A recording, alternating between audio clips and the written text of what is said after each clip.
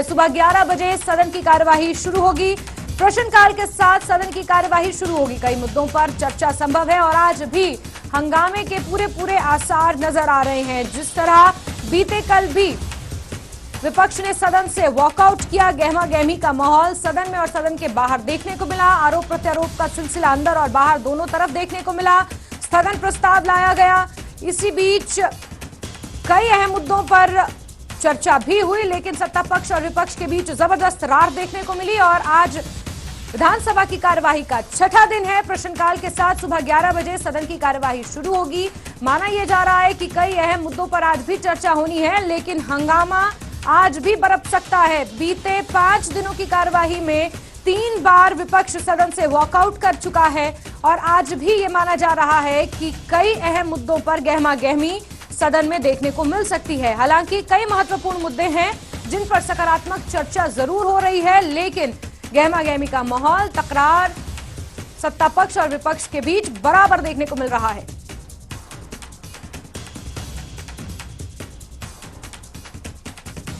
तो आपको बता दें, मॉनसून सत्र चल रहा है और सत्र का आज छठा दिन है। विधानसभा की कार्यवाही प्रश्नकाल के साथ सुबह 11 बजे शुरू होगी। कई अहम मुद्दे हैं जिन पर चर्चा हो रही है। मुख्य तौर पर बाढ़ और आपदा से जुड़े हुए कई मुद्दे हैं। इसके अलावा बीते कल ग्लोबल वार्मिंग के मुद्दे पर चैतन्य शर्मा ने कई सवाल पूछे थे। आउटसोर्स कर्मचारियों का मुद्दा भी सदन में गूंजा था। स्मार्ट सिटी के नाम पर भी सुधीर शर्मा ने सवाल खड़े किए थे, जिसका जवाब सीएम ने दिया कि अनियमितताओं की जांच की जाएगी। इसके अलावा कई और ऐसे महत्वपूर्ण मुद्दे हैं जिन पर बीते कल भी सदन में चर्चा हुई और आज सदन की कार्यवाही का छठा दिन है। देखना अहम रहेगा कि किन किन मुद्दों को आज सम्मिलित किया जाता है।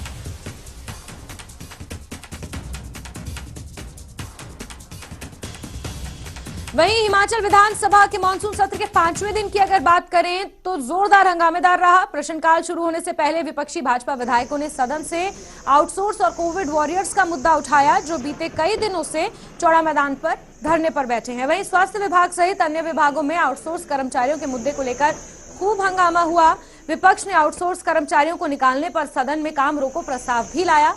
विधायक रणधीर शर्मा ने सदन में मामला उठाया और कहा कि विपक्ष की ओर से नियम 67 के तहत इस पर चर्चा के लिए काम रोको प्रस्ताव का नोटिस दिया गया है। महत्वपूर्ण विषय पर हमने नियम 67 के अंतर्गत चर्चा मांगी थी, यानी कि हमारा प्रस्ताव स्थगन प्रस्ताव था, क्योंकि विषय इतना महत्वपूर्ण, क्योंकि हिमाचल प्रदेश में हजारों की संख्या में जो आउटसोर्स में लगे हुए कर्मचारी, उनको नौकरी से निकाल दिया गया है और कुछ को निकालने का नोटिस दे दिया है। ऐसी सूरत में जहां कांग्रेस सरकार ने झूठी गारंटी देकर के वादा किया था हिमाचल के बेरोजगारों के साथ कि हम सत्ता में आएंगे तो 5 लाख बेरोजगारों को रोजगार देंगे, और वहां सरकार आने के 10 महीने अब होने जा रहे हैं, लगभग 10,000 ऐसे कर्मचारी जो आउटसोर्स में लगे थे उनको नौकरी से निकाल दिया।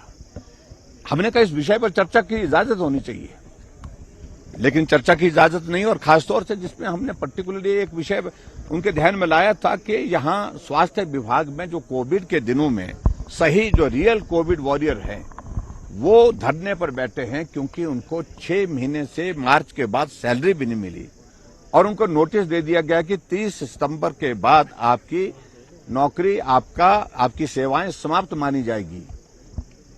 ऐसे में हमने कहा कि आप थोड़ा दखल करिए, और कोविड में तो वो बच्चे हैं जिन्होंने अपनी जिंदगी को संकट में डाल करके लोगों की जिंदगी को बचाने का काम किया है। परिवार के सदस्यों ने उस वक्त जो वार्ड में एडमिट होते थे पेशेंट कोविड के, उनके पास जाने से मना कर दिया। ये बच्चे थे जो बच्चे उनको दवाई दे रहे थे, जो बच्चे उनको खाना खिला रहे थे, जो बच्चे उनको पानी पिला रहे थे, और यहां तक कि किसी की अगर दुखद मृत्यु भी हुई तो ये बच्चे थे जिन्होंने उनका अंतिम संस्कार तक किया है। उसके बावजूद भी इनको निकाल दिया गया। निकालने के लिए कह दिया गया कि अब इसी विषय को लेकर के हमने आज नोटिस दिया था। मुझे इस बात को लेकर के पीड़ा है कि इतना महत्वपूर्ण विषय जो हिमाचल प्रदेश के नौजवानों के भविष्य से जुड़ा हुआ है, ऐसे जो गरीब लोग जो आउटसोर्स में काम करने के लिए आगे आकर के उस संकट की घड़ी में मदद करने के लिए आए, उनके बारे में भी सरकार में संवेदनशीलता नहीं है। और मुख्यमंत्री बिल्कुल झूठ बोल रहे हैं, असत्य बोल रहे हैं। आदत बन गई, झूठ बोल करके सत्ता में आए थे, झूठ बोल करके सरकार को चलाना चाह रहे हैं और झूठ बोल करके फिर से सदन को गुमराह करने की जो कोशिश, ये बहुत ही दुर्भाग्यपूर्ण है। जिस बात को लेकर के हमारा ये मानना है कि जितने भी बेरोजगार जो आउटसोर्स में लगे थे, उनकी सेवाएं ली जाएं, चाहे वो आईपीएच में, चाहे पीडब्ल्यूडी में, और विशेष तौर से लगभग 2000 के करीब तो हेल्थ डिपार्टमेंट में हैं जो धरने पर बैठे हैं। उनसे बातचीत की जाए, उनकी सेवाएं समाप्त ना की जाएं, उनकी सेवाएं फिर से बहाल की जाएं, और उसके साथ साथ में जो 6 महीने से उनकी सैलरी बंद और चलिए सीधे रुक करेंगे हमारे सहयोगी राजेंद्र का इसी खबर पर शिमला से हमारे साथ जुड़ गए हैं।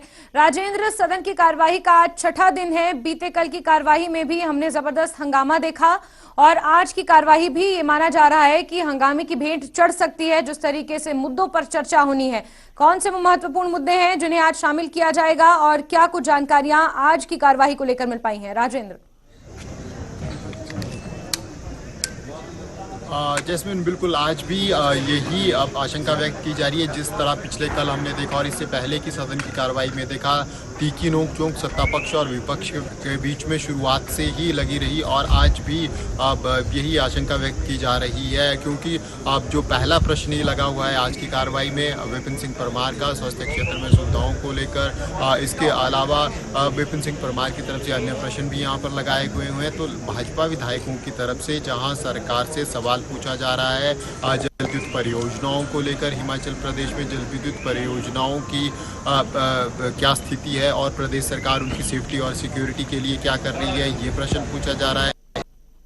अब लोक निर्माण विभाग की तरफ से पूछा जा रहा है और बड़ा अहम एक सवाल लगा हुआ है कि प्रदेश सरकार की तरफ से अब तक प्रधानमंत्री ग्रामीण आवास योजना, मुख्यमंत्री आवास योजना और इसके अलावा जो अलग अलग कल्याणकारी योजनाएं हैं उनके तहत कितने आवास आवंटित किए गए हैं, कितने आवास तैयार हैं, क्योंकि हिमाचल प्रदेश में भारी बारिश के कारण जो आपदा आई है उसके बाद अब 12,000 के करीब लोग ऐसे हैं जिनके घरों को नुकसान पहुंचा है या फिर ज़मींदोज़ हो गए हैं। और अब सरकारी आंकड़ों के अनुसार करीब 2,500 परिवार ऐसे हैं जिनके पास रहने के लिए बिल्कुल भी घर नहीं है। वो सरकारी जो टेम्परेरी बेस पर उनको सुविधाएं मुहैया करवाई गई है, चाहे वो रेजिडेंस हो या फिर अब अलग अलग स्थानों पर उनको ठहराया गया है। कुछ एक लोग स्कूलों में ठहरे हैं, कम्युनिटी हॉल्स में ठहरे हैं। तो उन लोगों को इमीडिएट रिलीफ पहुँचाने की ज़रूरत है और इन आवास योजनाओं के तहत जो घर तैयार हैं उन लोगों को भी आवंटित किया जा सकता है 1 साल के लिए, 2 साल के लिए, या फिर जब तक उनके अपने मकान तैयार नहीं हो जाते तब तक के लिए। तो इस प्रकार से प्रश्न पूछे गए हैं। इसके अलावा सड़कों के मुद्दे काफ़ी लगे हैं। आज विधानसभा में काफ़ी प्रश्न विधायकों ने अपने क्षेत्र की सड़कों को लेकर पूछे हुए हैं। अब सड़कों में जिस प्रकार से हालत ख़राब है, भारी बारिश के कारण जगह जगह ज़मीन धंस रही है, तो उसकी क्या सरकार किस प्रकार वो करेगी, किस प्रकार से सड़कों को दोबारा से शुरू करेगी।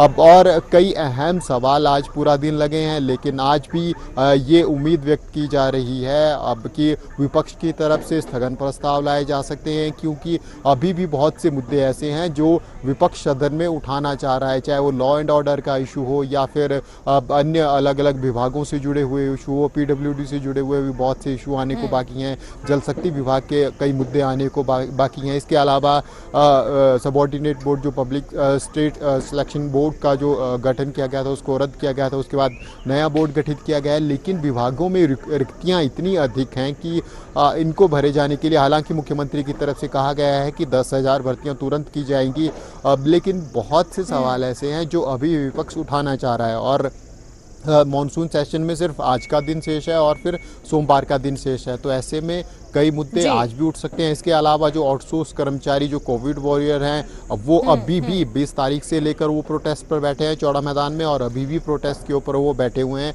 उनका मुद्दा आज फिर सदन में घुस सकता है, क्योंकि कल उन्हीं के इशू को लेकर सरकार की तरफ विपक्ष की तरफ से वॉकआउट किया गया था, जब स्थगन प्रस्ताव के तहत सरकार ने इजाज़त नहीं दी थी इस इशू को उठाने की, और उसके बाद विपक्ष बाहर आया था और शाम को विपक्षी दल के कुछ विधायक वहाँ लोगों से उन कर्मचारियों से चर्चा करके भी आए हैं और कर्मचारियों का कहना है कि उनको पिछली बार जब एक्सटेंशन लेटर दिया गया था 30 सितंबर तक का, उसी के साथ उनको टर्मिनेशन लेटर भी दिया गया है, तो उनकी सेवाएं 30 सितंबर को पूरी हो जाएंगी। बहुत से कर्मचारी ऐसे हैं जिनको 6 महीने की सैलरी नहीं मिली है, बहुत से कर्मचारी ऐसे हैं जिनको 4 महीने की सैलरी नहीं मिली है, किसी को 1 महीने की सैलरी नहीं मिली है। तो अलग अलग दिक्कतें वहाँ भी कर्मचारियों की है। आउटसोर्स के मुद्दे के ऊपर भी विधानसभा में आज मुद्दा गर्मा सकता है। और इसके अलावा भाजपा की जो तैयारी है 25 तारीख को विधानसभा घेराव की, विधानसभा के बाहर धरना प्रदर्शन करने की, उसको लेकर भी अब भाजपा की तैयारियां और सदन के अंदर भी उसकी हल्की हल्की झलक दिखना शुरू हो गई है, क्योंकि महंगाई के इशू को लेकर भी अब भाजपा मुखर हो रही है। चाहे वो सीमेंट के दामों की बात हो या पेट्रोल डीजल के से जिस प्रकार वैट हटाया गया है उसकी बात हो, तो कुल मिलाकर हम कह सकते हैं कि आज भी सदन में तीखी नोकझोंक देखने को जैस्मिन मिल सकती है। बिल्कुल बिल्कुल राजेंद्र, आज भी सदन में तीखी नोकझोंक देखने को मिल सकती है। जिस तरीके से विपक्ष लगातार वॉकआउट कर रहा है और आज भी ये माना जा सकता है कि जिस तरीके से विपक्ष के तीखे तेवर हैं उसी के चलते चाहे स्थगन प्रस्ताव हो चाहे वॉकआउट हो, इस तरीके की तमाम चीजें आज भी सदन में देखने को मिल सकती हैं। राजेंद्र, नजर आप बना के रखें। बहुत शुक्रिया तमाम जानकारियों